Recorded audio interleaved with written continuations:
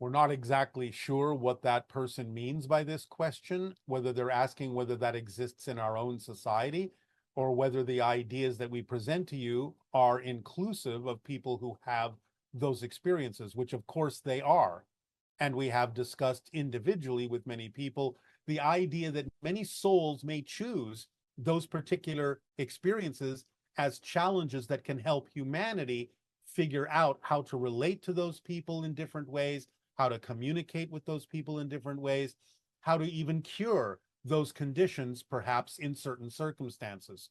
So souls that take on what may appear to be those limitations are often very advanced souls who have some lessons to teach humanity about how humanity relates to people with those kinds of particular conditions. So, of course, they are included in everything that we're talking about. Hi. Good day. Good day. Hi, Bashar. How are you? Perfect. And you? You look perfect. I'm close to perfect. I'm You getting are there. perfect as you are. Thank you. I needed You to will hear that. always change, you will always improve, but at every given moment, you are a perfect representation of whatever it is you are at this moment. Thank you so much. I have a pretty interesting story to share with you, and some questions that follow. All right.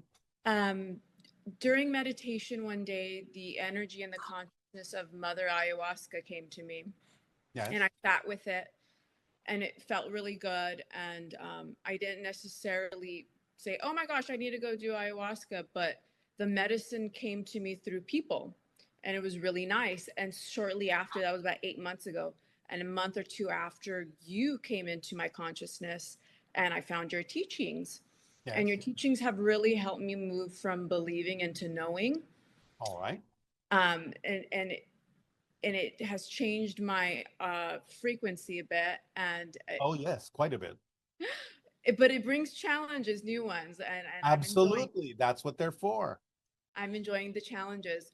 And then I came across your crystal skulls, and I said, "Oh my gosh, I want to get a crystal skull." And I got one, and it was pink, and that was a big synchronicity for me. If I could articulate my authentic frequency, I would be shades of pink, and depending on how I feel, the shade of pink changes. Yes. Fast forward, it finally aligned where I did an ayahuasca ceremony. And you were a part of the ceremony, and it was so interesting. And I was outside, and I saw your family crest in the sky. And I don't know how to put it into words, but it was as if my whole body became activated, and I was one with the cosmos, Yes. and I was dancing. The sky turned hot pink, and I believe there were some particular activities in the sky, regardless of me being on ayahuasca. It was around the 8-8 portal, and I think we saw a comet. And what was happening was that anything that I would touch, a star, a planet, it would move, and I was dancing with the cosmos. And it happened to be there was people that were witnessing and watching me experience this, which was nice for me, you know. Anywho, it was just a bunch of information coming, and I didn't know necessarily what to do with it, but I was receiving it. And then the next day, it was a very different experience. It was super grounding, and I was in the earth, and Yes. I gave birth, and it was a dragon. And ever since I got that crystal, I was activated with grandmother dragon energy, and it came with its own set of challenges and mysteries and phenomena. Well, Yes. when I gave birth to this dragon, it wasn't easy, and I became this dragon. But the main message and question for you now is that once we fully feel our power as beings viscerally, we must balance it with humility. Yes. And that was what I was experiencing, the uncomfortableness of this ayahuasca experience. And I wanted you to maybe shed some light on that and help me understand it better. Humility. All right. Well, again, it's connected to the idea of grounding. It's connected to the understanding that you are an expression of nature, And it's not about letting go of nature to explore the stars and the cosmic side of your being, but grounding to the earth, grounding to that energy, connecting to it so that you have a foundation from which you can rise and allow there to be a link and a bridge and function as a link and a bridge between what you colloquially call heaven and earth, to allow you to bring energies down to create heaven on earth. So it's all about forming that bridge, that link. The dragon represents ancient wisdom, ancient knowledge, a very deep and ancient connection in your DNA to the idea of being physical and being able to channel energies through that physical component of the DNA to again do what it is we're talking about. Bring those higher frequency energies that you are connecting to in the cosmos down to earth, to be the valve, to be the link, to be the bridge that balances those two energies so that you can reach for the stars, but do so with a grounded humility that allows balance to be maintained so that it is a natural experience that's more expressive of your authentic self and your true soul. Uh, Thank you. That was beautifully said. That was pretty much encapsulated my experience. And I have experienced in this reality and on Earth some resistance in being fully in my physical body. Yeah. Sometimes I prefer being in the cosmos but that doesn't serve me because I am in this physical reality and I have things. Yes, it's all right. It's a typical thing because, again, remember, you are in spirit and you know that physical reality is just a projection happening within your soul. So it is something typical that sometimes a spirit will kind of feel a little uncomfortable with the idea because it knows that it is actually just a projection and it's not really what a spirit is. But it is a part of you. It is an authentic part of you happening within your soul. But I understand that sometimes it can feel a little uncomfortable because it's not your natural state. Yeah, it's almost like giving birth to like every cell in your body, if that Yeah. makes sense. Yes, well, that's what you're doing when you create an Okay. idea called physical reality and a physical body. Remember, it's not that your body has a soul, it's that your soul has a body. So you do, by concentrating certain energies within your soul down to the center of your soul, actually give birth to your physical body, to every cell within it, to every atom within it, to every subatomic particle within it. It's all created within your soul. Thank you. And now when I see you, before when I would see you in meditation dreams or whatever, you would be alone and you have been kind of like this cosmic father figure for me. And it's been very grounding for me to balance the male and feminine energy. And Yes, during the ceremony, all it kept showing me was the infinity sign. yes. And It is our passion and our pleasure to give off certain frequencies and energies that all of you may use to help you symbolically and representationally in your journeys that way.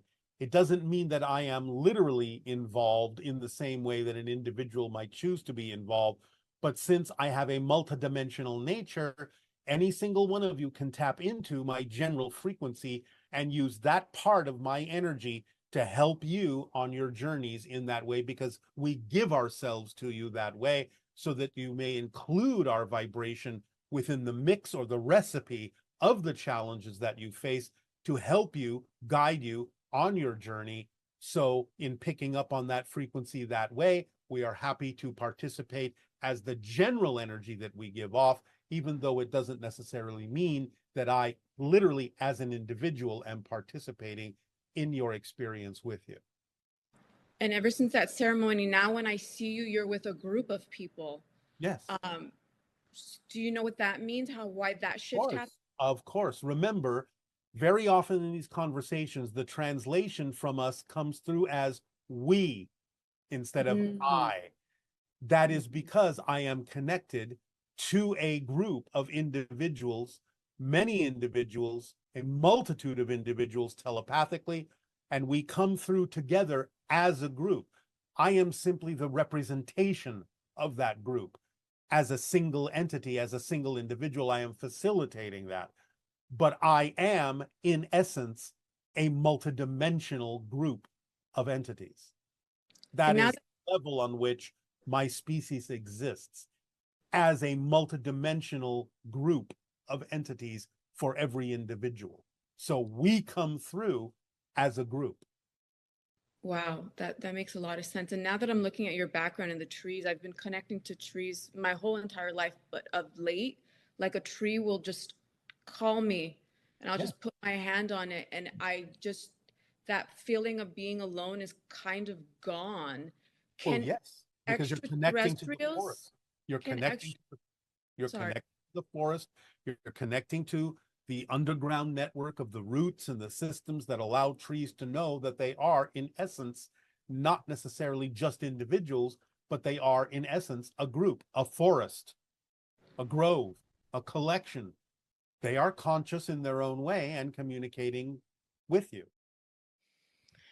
yes. I recently tried one of your manifestation techniques with drawing instead of using words and Yes. encapsulating the emotion and then burning it. I I I I haven't manifested this quickly in my entire life. It's like it's something about removing the words and just having the image and drawing it. Well, that's how you actually use telepathy, is with Mhm. imagery and feeling, not with words. So it's a way of allowing yourself to begin to explore how to become more telepathic. Does that help you? All of this helped me so much. I'm truly grateful for this experience. We deeply appreciate your willingness to apply this information and change yourself in a more positive way. So we thank you. Aveo. Good day. Aveo, good day. Hi, Bashar. I'm currently training as a salesman to have online meetings with prospective clients who have expressed interest in a company's product or service.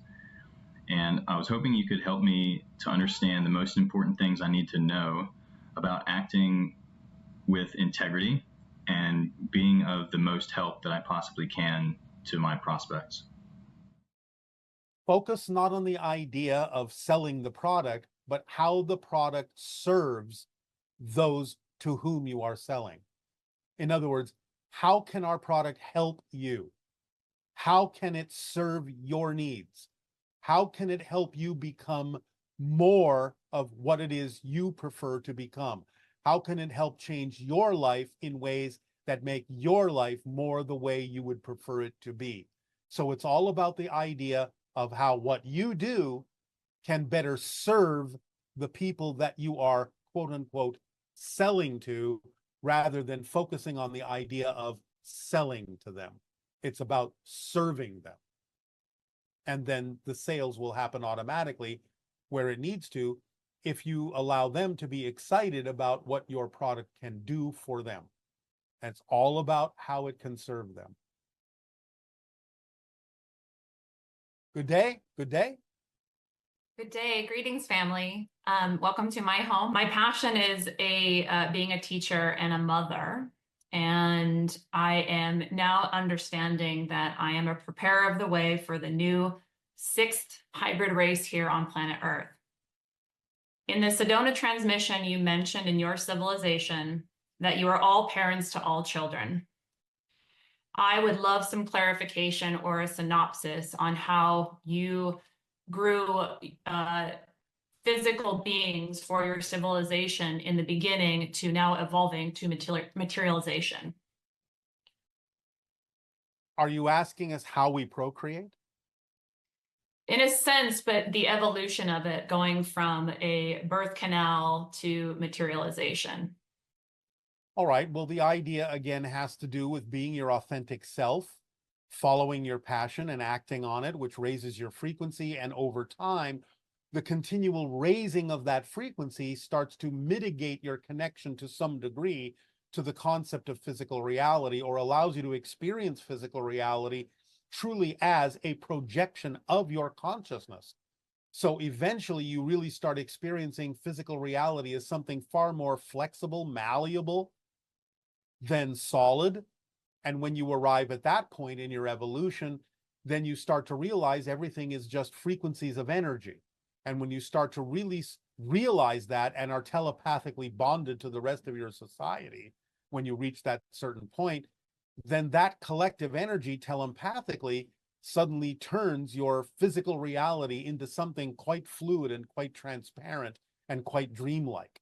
And therefore you understand the idea, the expression of bringing a new life in is simply the idea of energetically providing a kind of energy vehicle that has the ability to crystallize to whatever degree it needs to perform its physical functions in your society, to meet its challenges in whatever way it wishes to, and that can be done more through energy than through the idea of the physical body.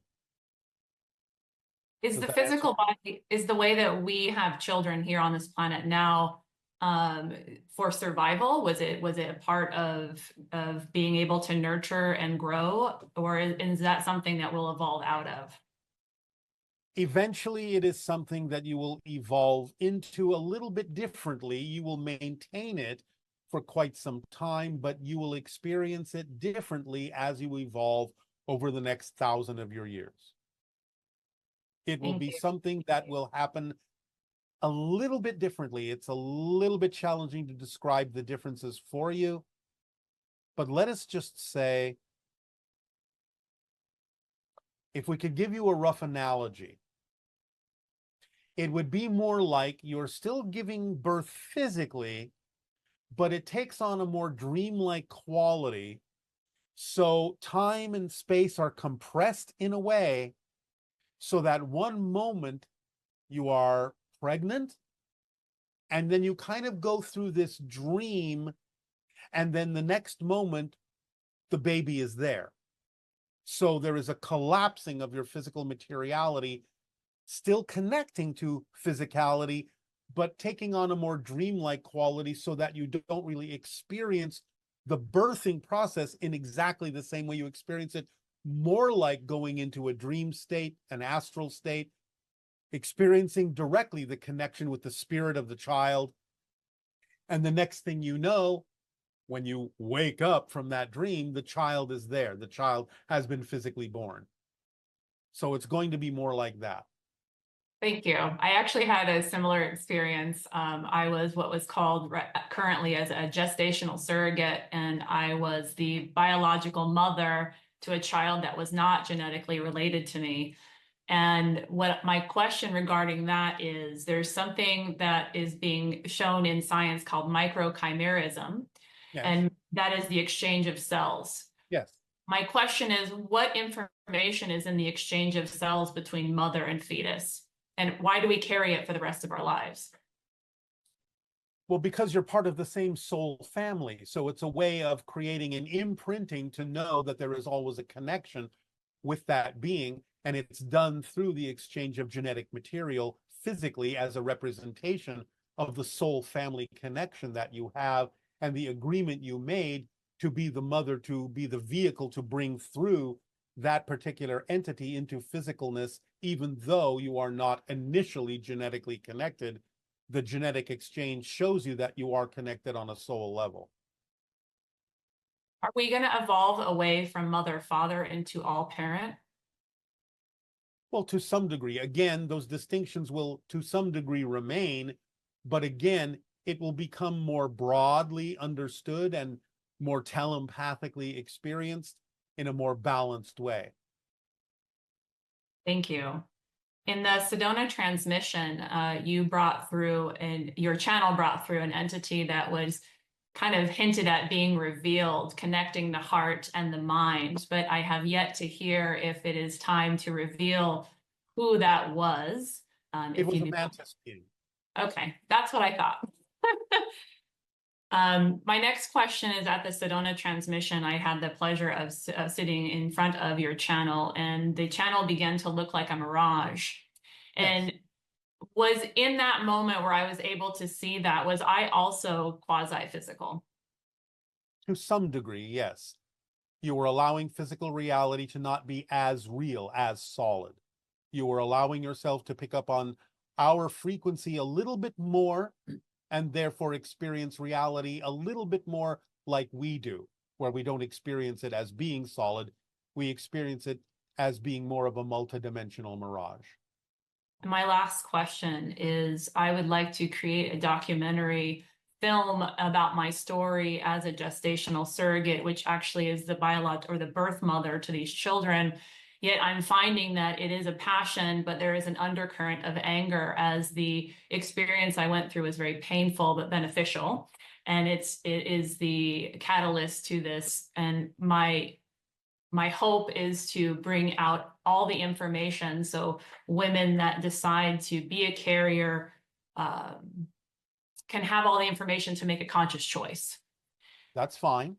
The Now, idea of your anger simply is a challenge that you can face and include in the documentary as a transformational challenge that can allow them to deal with whatever emotions come up and whatever belief systems are behind them, so that they can learn the lessons in the future in a more positive way and transfer that information through the documentary to others who may face the same challenges, but then because of the information you provide in transforming that energy in the documentary, don't necessarily have to experience it in the way that you did. thank you. I needed to hear that today. All right. That is that is all. All right.